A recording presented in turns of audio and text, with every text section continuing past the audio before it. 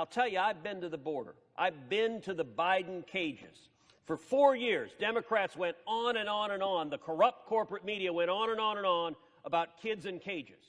You couldn't turn on the evening news without hearing kids in cages. What they didn't tell you is Barack Obama built those cages, and today under Joe Biden, the cages are bigger and they're more full than they were before. Mr. President, every Democrat who stood up and lamented kids in cages in the House of Representatives, Representative Ocasio-Cortez has a famous photo of her grasping her head by the kids in cages. Well, I'm going to give a simple challenge for Representative Ocasio-Cortez and for every Democrat in this body.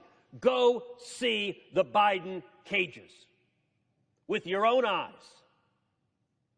I've seen them, the Donna tent facility with over 4,000 people, with little boys and little girls on top of each other. Just a couple of weeks ago when I was in the Rio Grande Valley, the rate of COVID positivity in the Biden cages was over 22%. And all the Democrats who talked about this, if they don't go, if they don't denounce the Biden cages, then they're telling you that they're hypocrites, that they didn't believe it when they said it, that they didn't care about it when they said it, that it was all politics. It wasn't about their kids. Why does Joe Biden refuse to go to the Rio Grande Valley? Because if he goes, the TV cameras will come with him.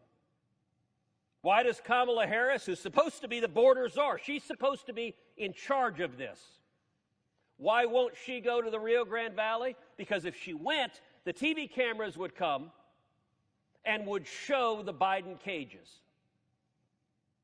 And the Democrats are counting on the corrupt corporate media to suddenly say, nothing to see here. 15,000 Haitians under a bridge in Del Rio, nothing to see here. Anyone want to know what Joe Biden's favorite ice cream flavor is? That's the news. Never mind 1.2 million illegal immigrants.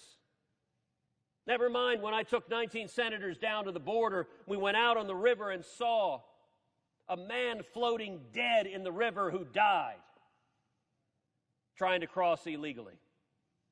Never mind the South Texas farmers and ranchers, the moms who told me, I won't let my teenage kids go out on our ranch without being armed with a loaded firearm. Because there's so many human traffickers and narcotics traffickers that it's dangerous for them to go out on their own ranch. Never mind the South Texas farmers and ranchers who told me at round tables how tired they are of going out and finding dead bodies. You want to understand what's happening? Say there's no crisis? Come to Brooks County. I invite every Democrat here to Brooks County. Brooks County in South Texas, it's just north of the border. Brooks County, over and over and over again, they're dead bodies of illegal immigrants. The traffickers who are bringing them in, they're not nice guys. They're not humanitarians. They don't give a damn. That means if one of the illegal immigrants is a pregnant woman, is a young child, is elderly, is sick, they just abandon them. They leave them in the rough terrain, in the summer heat, and over again. The farmers and ranchers encounter dead bodies on their property where the traffickers have abandoned them. Mr. President, I ask you, is that humane? Is that compassionate, the Joe Biden and Kamala Harris policy that encourages, that puts people in harm's way and results in people dying? When we were down on the border, we saw a young girl who had been gang raped by the human traffickers who had brought her to America. The rate of sexual assault is staggering, particularly among the girls and young women. So much so that a significant percentage of young women, before they take the harrowing trip with the traffickers, will implant a birth control because they know the odds of their being sexually assaulted are so great. And I'll tell you, as I was doing the roundtables, one of the things I saw also was the colored wristbands. So the traffickers are global cartels. They're criminals. They're vicious criminals. They charge, anyone, a young man, a young woman, a little boy, a little girl, thousands of dollars, anywhere from $3,000, $4,000, $5,000, $6,000, $7,000, $8,000 to cross into the United States.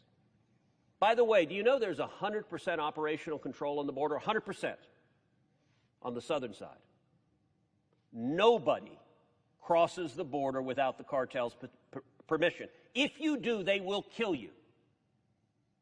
Every person who crosses the border does so after paying the cartels, because you will be killed otherwise. But often when they come, they'll cross and they'll end up at a stash house. I've been to those stash houses. I've been out on the midnight patrols with the Border Patrol. You go into those stash houses, and they're colored wristbands that they put on the illegal immigrants. And the colors correspond to how many thousands of dollars they paid and how many thousands of dollars more they owe. Often when they get here, the cartels will say, "Thank you for your X thousand dollars, we want Y thousand more." Tragically, it is at those stash houses in the United States where many of the sexual assaults occur. And so these immigrants, many of whom are young children, teenage children, when they get here, the Biden administration delivers them to their final destination. Joe Biden and Kamala Harris and their administration are the last mile of the human trafficking network. But for the 14, 15-year-old boy who arrives in Atlanta, who arrives in New York, who arrives in Detroit, who arrives in Nashville,